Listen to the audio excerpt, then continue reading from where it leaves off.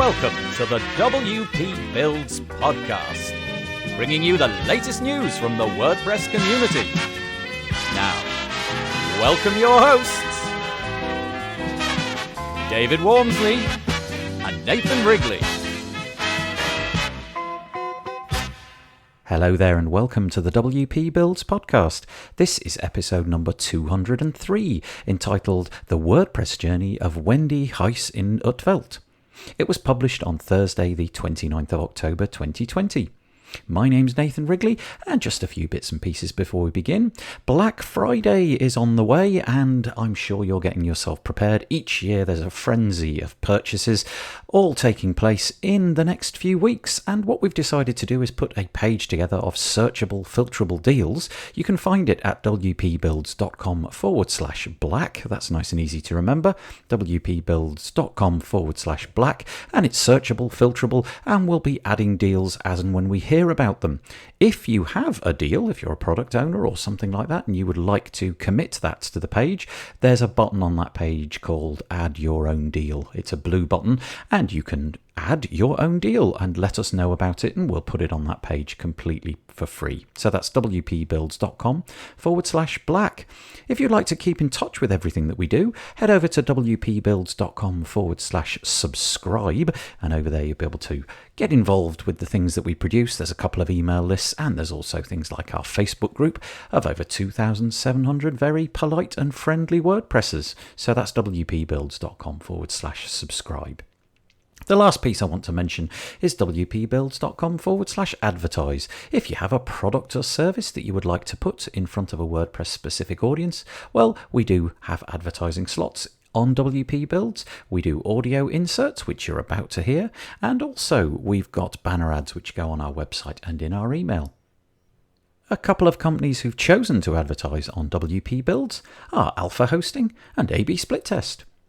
Don't you find it frustrating that most hosting isn't built for e-commerce? Alpha Hosting's Mercury plan is $25 a month, and it includes 4 times the resources of their competitors.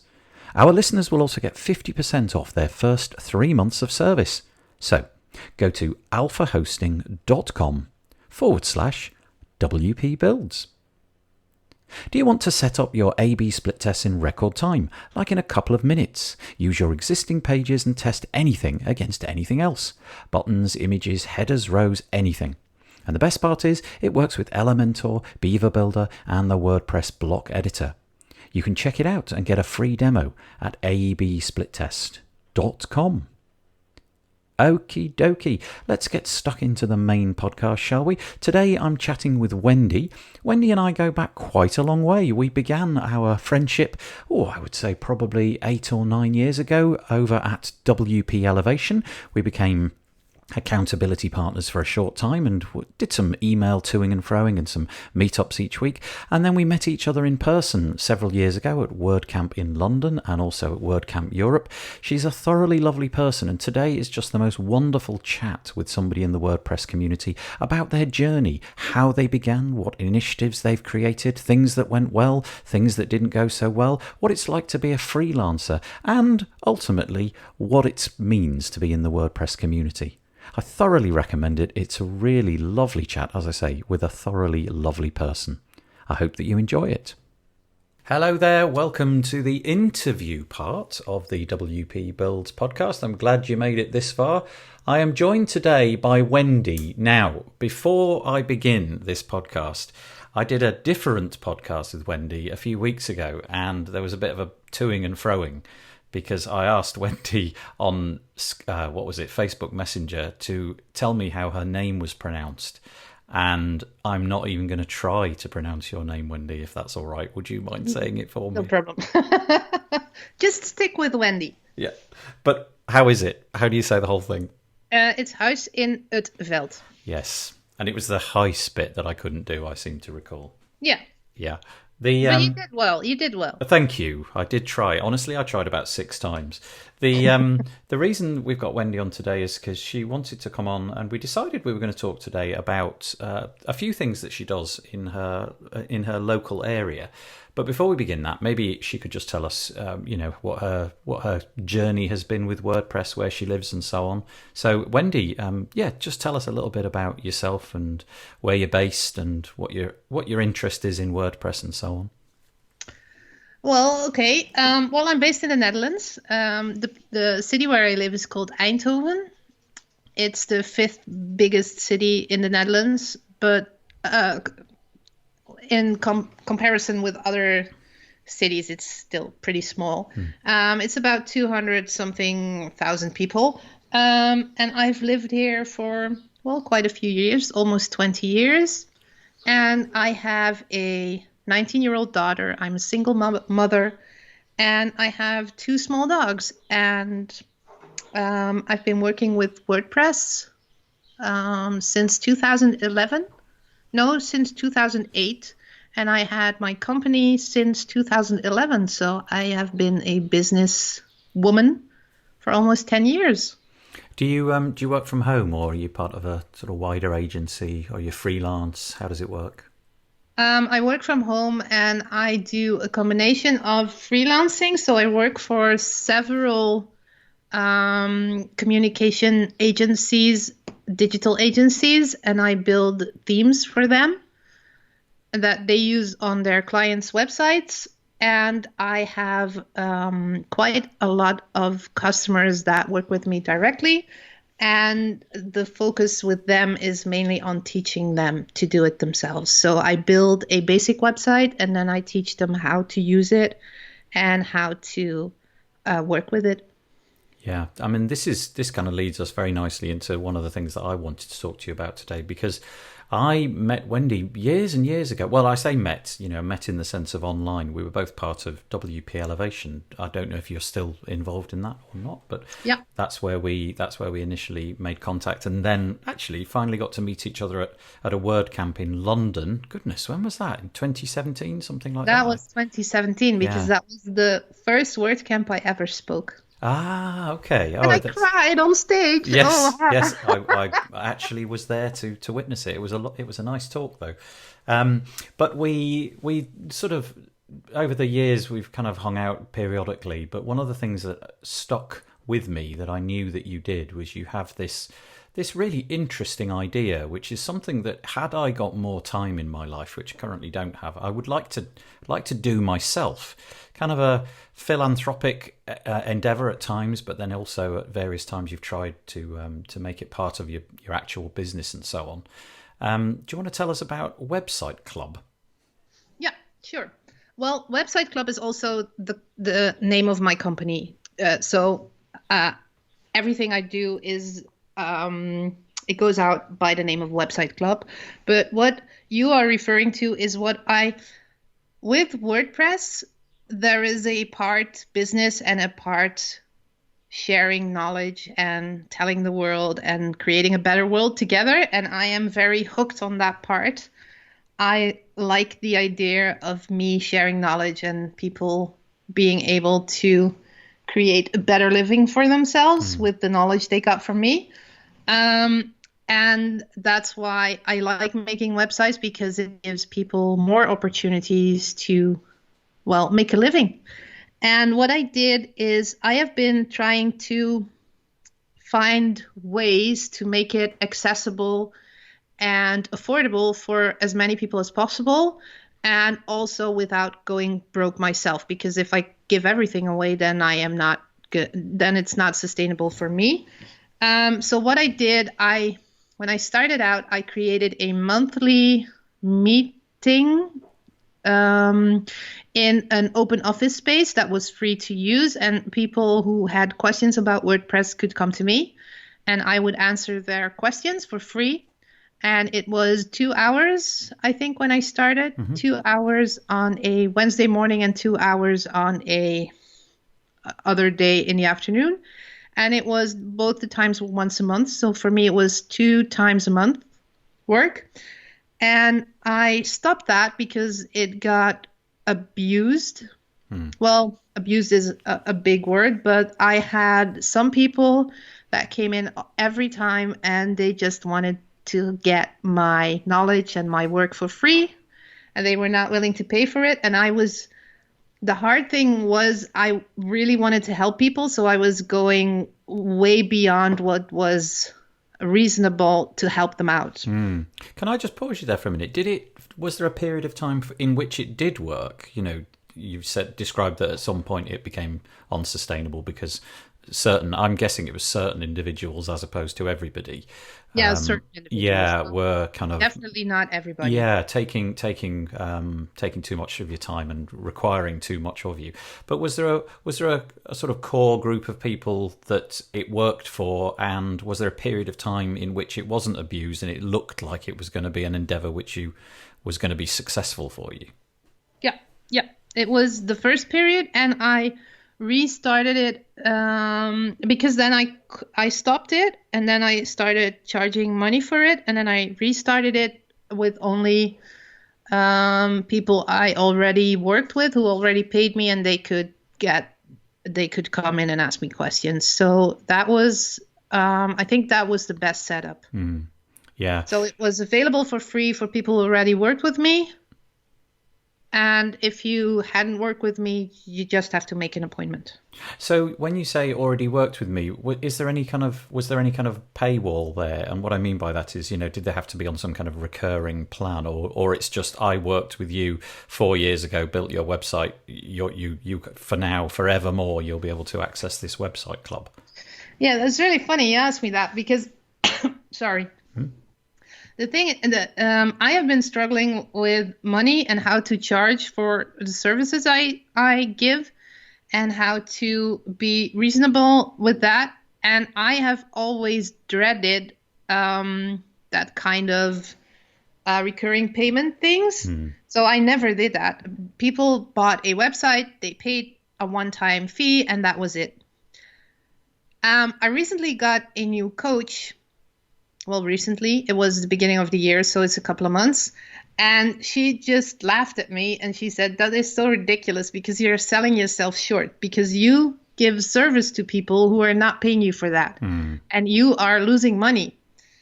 And it took me a couple of weeks to get my head around it. And I started implementing a subscription model for service and for asking questions and for doing backups and updates and things.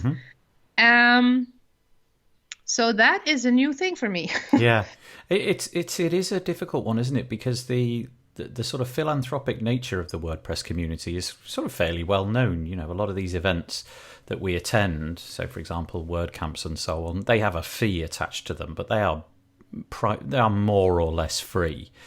And there's an awful lot of help in the communities, lots of different channels that you can go through. And, you're not familiar with paying for access to Facebook groups and things like this. So I can well imagine that it's difficult to come up with such pricing.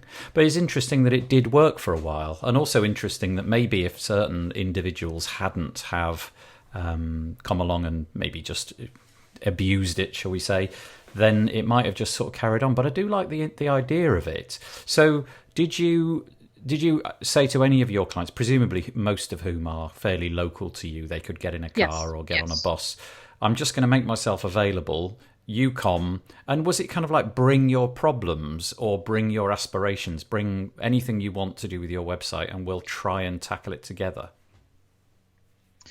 Yes, that's the way it started. I changed that to I am answering your questions. I am not giving any help. If you want help, you have to pay for it, but I will answer any question you have. So that is I think that for me was a good line because that was very clear where my help stopped and where you would have to start paying for my services. It's interesting, isn't it, as well, because I think a lot of people would be, first of all, fairly intimidated by the idea of opening themselves up to, you can ask me any question, just because of the chance that somebody will ask that dreadful question for which you have no answer, you simply don't know.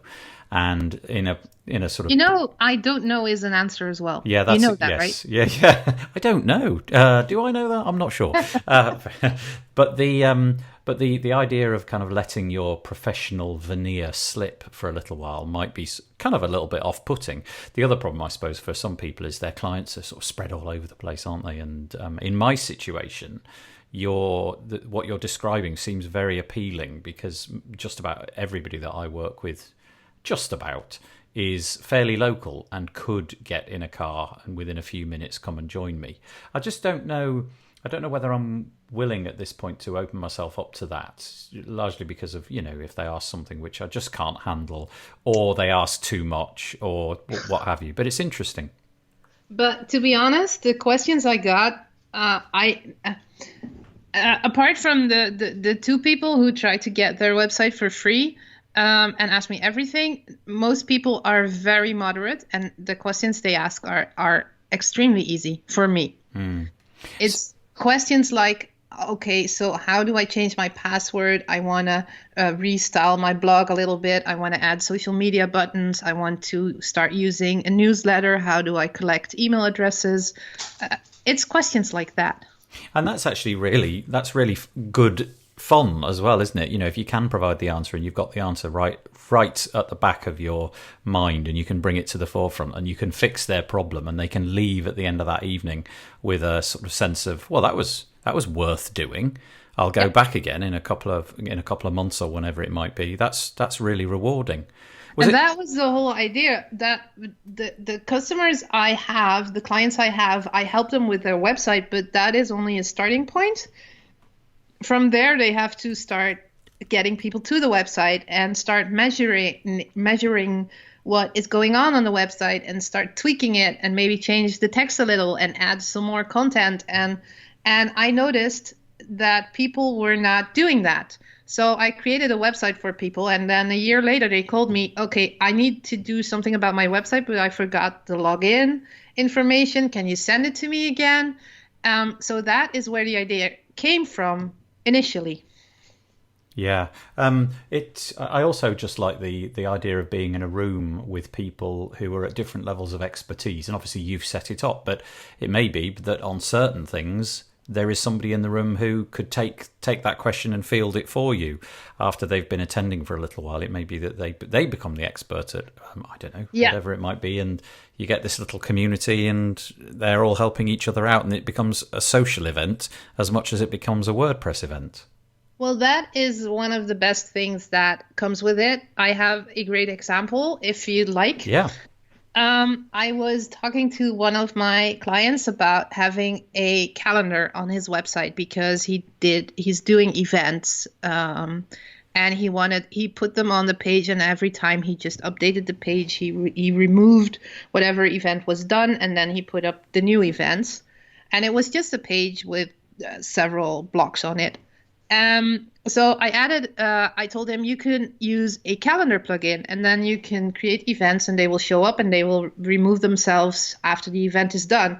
And there was another customer who was listening to our conversation, and he said, well, if that is possible, I want that as well. So They got together and they started working, and they both have a calendar now. And one of them even has a WooCommerce construction connected to the calendar, so that their clients can pay. Oh, nice. So it can get quite complicated.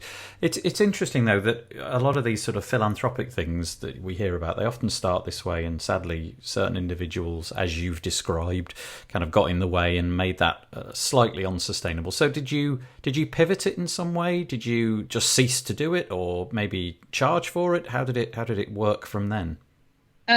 Well, I started charging for it, and then I had a little trouble with the price, because I do believe that everything you do must be profitable. You must make, if you do volunteer work, that's not the case. But if you do your work, you must make money from it.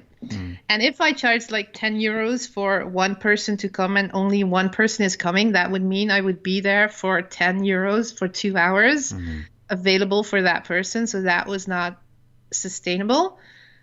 And if I would charge too much, then nobody would come. So I kind of got stuck there a little bit. So I tried it at 17 euros and I tried it at 35 euros. And both were not working out very well because people were hesitant to pay and people were hesitant to pay. And once a person paid and they didn't make it, and then we had a whole discussion about getting the money back. And I thought, it's not worth the 17 euros. It's just not worth it. And then I just stopped it because I was fed up. It was too much work and I was giving away too much time and energy, and especially because of some questions. What I told you with the WooCommerce store, that guy actually paid me to set up the WooCommerce store, but then somebody else heard and they wanted to do them themselves, and then they started emailing me, and then I have to email back. You have to come to the website club, and it was confusing. Yeah. So where does it stand at the moment? Do you still run it? Was it ultimately an enterprise doomed to failure, or does it still go in some way, shape, or form? Currently, I'm not running it. I will be reopening it this year, and it's going to be online, because when I'm online, I don't have to go anywhere. I don't have to rent space. I don't have to. I can just open Zoom and people can come in if they want. And if not, that's fine. I can do something for myself and I won't lose any time or energy that way. It seems like we're in an era where this is becoming the new normal. The idea of, I really hope that this isn't the new normal, in that I don't, in a few years' time, wish that there are no WordCamps, physical WordCamps that you can attend, or meetups in your sort of local area. I wish that they come back online. I'm very much hoping that they will, because we're recording this at the time when everybody is in lockdown. Yes. And but it seems that the shift has started. Lots and lots of these events are going online, and the technology, the barrier to most people using that technology seems to have more or less evaporated. Even the people who previously had been technophobes, who wouldn't have wanted to go anywhere near the technology, have become used to using it. A good example would be my parents. They would have had no interest in using Zoom or a sort of FaceTime type call, but now it's completely second nature to them. They've worked out what buttons to press and in what order. And so it feels to me like that would be a really great model for you to have, if you can, have it so that you're sitting in your sitting room, and if people show up, great. If not, well, it's just back to work as normal. Yeah. And also, this is something I do for fun, because I like hanging out with people and I like helping people. And I noticed that I was losing time helping people when they were emailing me. So that also played a part. I was helping people when they emailed me with a question, and I was answering the question via email, and then they had a follow-up question, and I didn't know when to start charging. Basically, that was my problem. Yeah. I gave a lot of information away for free, and when I could answer them with, okay, I can help you with this, but you need to come to the website club, and then I can answer all your questions. That was a good escape for helping them out and not giving away all my time. But to be honest, Nathan, I am still struggling with this, because I want to help everybody as much as I can. And also, thank goodness I have a good coach right now, because I have been struggling with money for so long, and it's shifting right now, but that is also because I have someone to remind me that I cannot keep giving everything away. It's an interesting one, because everybody who's listening to this will be having their own interesting relationship with money and charging for work and so on and so forth. Mine is very much a straight up I'll swap you a website for some money kind of relationship, and that works really well. And hopefully after that we have some kind of ongoing relationship in terms of some care plan, let's call it that for want of a better word, hosting care plan, all of that kind of stuff. I've never really had a relationship with the clients in which I have an ongoing personal, I will teach you how to use WordPress. I'm more hoping that any problems that they've got, we'll just file them into a ticketing system, and I will tackle them and leave them to get on with their business. That seems to be the way it works well for me. But David Wormsley, the guy who is the co-host of this podcast, he's launching a really interesting new business model, which I'm really interested to see how it works out. And he's kind of calling it like DIY. And the idea is, so DIY meaning do it yourself. The idea is that you book a day of his time, and with him during that day, you build the website with him. So you're literally sharing the screen, building the components. He's a very firm user of Beaver Builder, so he's very interested in how that works. And he'll share the screen, describe to you how you can move things around, how you can put things in certain places, how you might modify, edit, delete, change colors, buttons, all of that. Right. And he gets lots of information from them up front. So really, it's kind of like a halfway house between what you've been doing and what I do. He gets loads of information up front and then has one day with them, gets the website built, hopefully. But that's kind of where, in theory, it could end. And if they're happy at that point, then he'll put them onto his care plan and keep maintaining it with them going forwards, which is really interesting. To be honest, I know David. I don't know David. I have never met the guy, but I know his website very, very well because it was the inspiration for my own website. Nice. Because the way he described his services, I really liked it. And as I am servicing people in Dutch, I figure I could use his website for inspiration. So David, thank you. You were very inspiring to me. Oh, he'll be so pleased to hear that. But I do like the model. He's got a kind of a different requirement than you and I, in that he's based in India, and yet his clients are largely, as far as I'm aware, based in the UK. So there isn't that component of let's have a website club. I can't meet you in a physical location because I'm 2,000 miles away or whatever. Yeah. But the model strikes me as something really interesting, in that you are striking up a relationship, and the whole point is that you communicate with one another the entire time, although it's a very small amount of time, a day. So he's not after the big projects. They're all quite small in scope, but maybe a brochure site or something like that. But the intention is to foster an actual relationship where you talk to each other, and it's not done via committee, it's not done via email, it's done online, in person, on Zoom or something. I just think it's really, really nice. Yeah, I totally agree. Also, I think that is where my superpower is. I am not the best WordPress developer. I'm not the best WordPress builder. I am a very bad designer, so don't ever hire me for that. But I am extremely well in maintaining relationships and getting people to do things themselves and trying it out and experimenting and giving people faith that they can do it and that they can do it themselves. So his one day websites, I am moving towards that as well, because it's interesting to just finish a project in a day. Yeah, we've had so many discussions about this, toing and froing over the last few years on the podcast, about different people trying out different business models, and the whole one day website thing. I know I could probably list 3 or 4 people who've managed to grab that niche and make it work for them. I don't know why. It's just never something that I've got serious about or taken the time to do. Whatever system I've got, which is very minimal, I have to say, is working for me, in that, I get a phone call, answer a phone call, arrange a meeting, do something on Skype, and then finally get them to agree to the project and the scope and the contract and all of that kind of stuff. And that just works for me.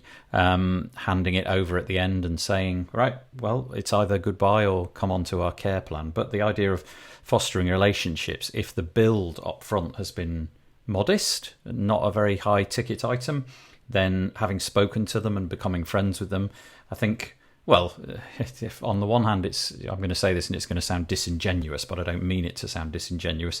You become the person of trust for them. If they've got a technological problem with their website, they're going to come to you. Oh, David will fix it. Wendie will fix it, because they're the person that does it. And you could maybe expect that to go on for years and years and years into the future. Yes, so true. Yeah, it's really nice. I have customers that have been with me since the beginning, since 2011, and they are still customers. Do you intend then to kind of resurrect the whole website club idea at some point based upon what you're doing? Will you ever go back to the physical event, or are you only going to be interested in doing online stuff? I am not sure yet because this whole Corona thing is I think it's a good time to do a reset in figuring out, okay, so now I am forced to stay at home and I actually like it very much. Yes. And Yeah. I actually like not seeing that many people. So if we get out of this, I am going to take a serious look to all the commitments I have that involve me going out. It is an interesting time. Obviously, like I said earlier, we are going through the sort of lockdown process at the moment. How's your life been in terms of that? Have you suffered any negative consequences in terms of clients cancelling? Have you had to rethink your business in any way, or has it all been more or less, work as normal? A little bit of both. I was on vacation just before the lockdown started. I returned home on the day that the lockdown started in the Netherlands, which was March 16th. I was in Iceland for 2 weeks before that. And I went on vacation with the agreement that there were 2 big projects going to start when I came back, and both those projects were cancelled. So when I came back, I was ready to start work, and there was no work. Yes. So that was kind of a scary moment, but to be honest, a week and a half later, I had different projects and something else came up, and it's just work as normal, basically. Yeah, I think for me, I've definitely had things cancel. But on the whole, it's been pretty much plain sailing. So I feel incredibly blessed, the industry that we're in. For a start, Yes. I didn't have to change my, let's say, for example, I was working in a shop or something like that. Obviously, all of those have closed, and that just simply hasn't happened for me. And in fact, the environment in which I work is 100% the same. I'm staring at the same computer. I'm in the same office, which is in my house. The only difference is that when I go downstairs, the front door is more of a barrier than it's ever been. The idea of going off to the pub or anything after work has ceased, is completely evaporated. But work life is exactly the same. And I'm not really noticing a huge downswing in interest. I've had quite a few projects that have inquired, shall we say. I haven't landed them yet, but that have people are still, it would seem, wanting to get work done and so on. So, can I ask you something about your work? Because I've noticed you've been doing a lot of podcasts in the last. Because when we met, you didn't do any podcasts. No, and you were just building websites, and you moved to podcasting. And is that something that's part of your business, or is it just a new hobby? Or no, it is definitely part of what I now do, because although on the face of it, it seems like it's quite a quick enterprise. The podcast comes out and it's kind of, what is it? Maybe it's 40 minutes long or 45 minutes. There is actually quite a lot that goes into it. And so a 45-minute podcast, what with all the other bits and pieces that go on in the background, takes quite a lot of time. And I don't just so there's this podcast that you're listening to right now, and then I do one for Big Orange Heart, formerly WP and Up. That takes quite a bit of time, because there's a heavy burden on editing that one. I edit it much more carefully because of the slightly more delicate subject matter. Some things need to be carefully managed, shall we say. And then, of course, things like, I do the news on a Monday and have to be involved in writing that during the weekend or prior to the weekend and so on. So, yes, it's become slowly but surely a more significant part of what I do. I'm treading a balance as to whether or not it could become the significant part of what I do, but it has swings and roundabouts. Sometimes it feels like it could be, and then at other times it feels like not so much. I need to have the stability of client work and care plans and all of that. But I couldn't have started the podcast unless I had client work. I think making a living out of podcasting is quite tricky. yes, I totally agree. I think so too. Yeah. I can't remember what my question was now. What did I ask you? No, I asked you. No, prior to that, did I ask you a question? I can't even remember. I don't know. I think No. the last question you asked if I was bringing the website club back. Yeah, yeah. No, anyway, I'll edit that little bit out where I can't remember what it was I was going to ask you. Are you kind of committed to using WordPress going forwards? What I mean by that is, are you gonna, as soon as this period is over and the lockdown is finished, are you going to return to your WordCamps and your community and do all of that stuff as ever was? Yes, I think I am. Yeah. I also know that I am flirting with some other tools. Can I guess? Yeah. Is it Webflow? TikToks. Yes. How did I know? I told you. I think I told you. You may have done, but also you are one of a dozen people who've told me something similar. Whenever I'm playing with something else comes along, Webflow seems to be the one. How's it going? It's going pretty well, actually. I've just been experimenting with it, so I don't have anything to show for it, but I am somehow recently very aware that putting all my eggs in the WordPress basket might be a little risky. What do you mean? What is it that you? Because I mean, from the outside, when you look at the numbers and how the WordPress install base has occupied 35% of the internet, and we always hear these statistics, it would seem like a really safe bet.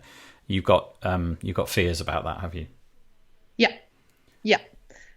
Because I know I don't know. What I see happening is, I don't know if you know Heather Burns. I do know Heather Burns. She was on the podcast. She's fabulous. She is amazing, and she moved away from WordPress because it is the privacy political combination of open source is not working out for her, and I was shocked when that happened.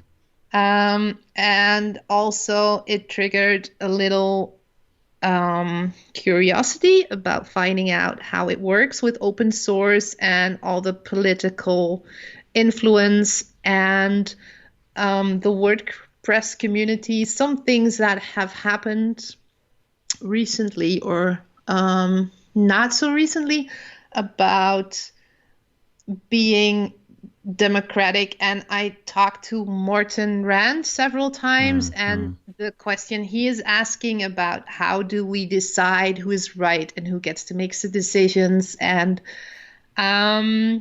those things are not transparent and they are not open, and I don't like that, and that's why I'm experimenting with a closed source system, because the deal is more out in the open. I give you money, you fix my shit. And when you say, fix things, what does that mean? Is because I confess I've heard about it so many times, and my Facebook feed is filled with adverts for Webflow. I just see them constantly. Really, right. A huge amount of the adverts that come through are for Webflow. But I don't know what the process is. Is there a kind of tariff to... you build one site with Webflow, you pay this. You build 10, you pay this. You build 20, you pay this. How does it work? No, I haven't checked, because you can just, as long as your site is not published, you can experiment for free.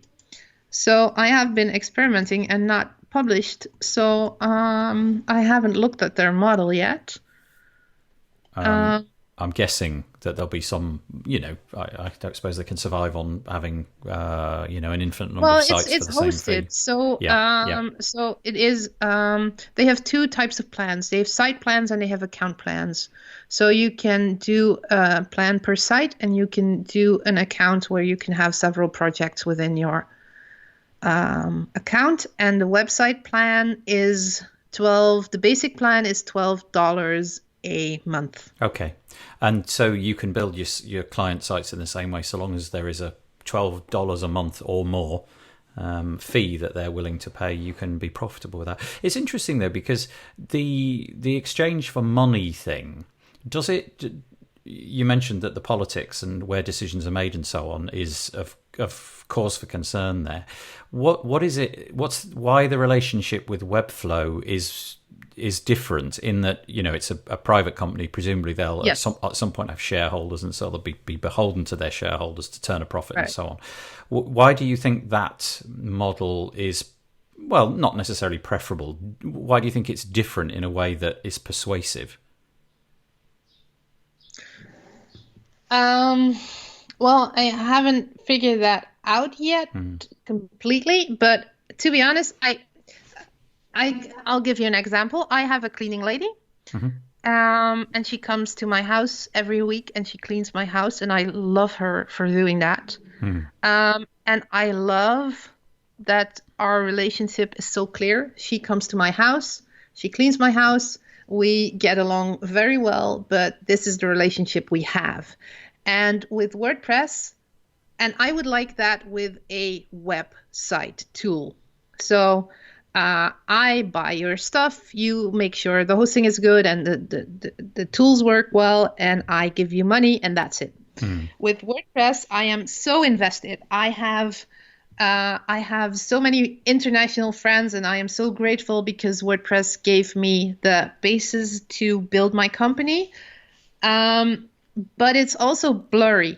It's not transparent, it's not open, it's not clear, and it is too connected with everything for me, for now. So it is, how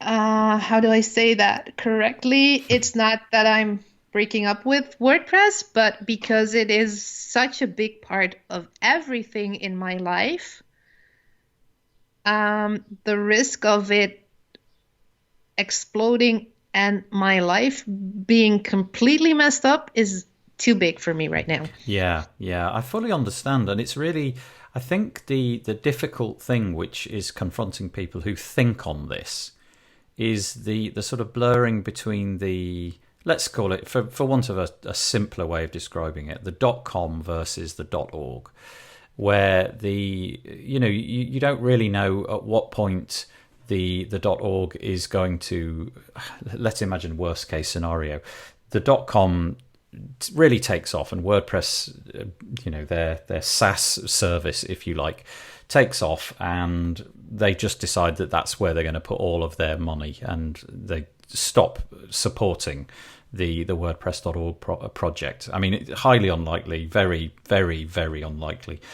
But you don't really have any insight into that. And then all of a sudden it's completely dried up. Whereas if you'd have been paying for Webflow or whatever it might be, you'd probably have profit warnings issued, and you'd figure all of that stuff out and start to export your site. And the decisions around things like Gutenberg, when 5.0 for WordPress came out, and the fact that it felt certainly at the time that nobody really wanted it, but it was happening well, not nobody, but there was a significant and very loud voice saying, please, can we just not have this as core? And nobody quite knew who was going to make the decisions until the decisions were just made. And so you got this benevolent dictator for life model, which is a little bit unsettling, because we're just not used to these relationships. We're used to paying money, getting a service, and so it is. But with WordPress, we've got something quite different, and I think that's why a lot of people cherish it, and also why a lot of people are kind of a bit nervous of it. Yes, and to be honest, I am one of the cherishers as well. I am also experimenting with WordPress.com because they do a hosted service of WordPress websites.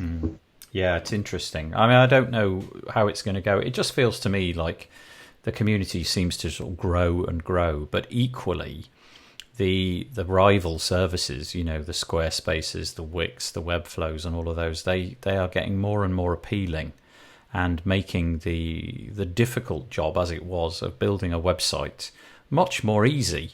Yes. And so pivoting the business might be quite important, because at some point people are going to be fully aware that if they just want a 5-page brochure website, and they're willing to shell out a few dollars each month, they could do that and be guaranteed that it's all going to work. And and that business works on the basis of millions of people doing that, whereas the likes of you and I require a handful of clients paying probably a lot more for care plans than they would pay to somebody like Webflow in order for us to survive. So it is an interesting time. And also, let's be honest, I mean, I am 45 at the moment, and I was very good at HTML and CSS. My PHP skills are okay, but my JavaScript skills are awful. And young people are moving so much faster and doing such awesome things. I really don't see myself creating websites for another 30 years or so. I know what you So mean. Yeah, I do need to change my business model or need to change my business because I am way more customer service person or project manager person than actually creating a website person. Yeah, that's interesting, isn't it? And the idea, I was talking to somebody just the other day about this sort of similar approach. The guys over at GoWP, who you may have come across before, they offer a service whereby you hand over the website maintenance to them for a fee. Right. And they will maintain all the websites for you. Well, they very recently launched a product called Site Builder, where if you pay them if you pay them a monthly fee, which I'm not going to say what the number is because I'm pretty sure it's going to change, but it's not a small amount. It's a fairly hefty amount each month, but they will build the sites for you. Now, presumably there's going to be limitations and constraints on what's possible with that, but that seems like a really interesting service for somebody like you who is a people person, and maybe you're really good at getting the people to commit to having a website. That might be a service which is of great interest to you because in the future you won't need to build the websites. You would simply be the person that says, look, I can get this done for you. I'll be the facilitator of that.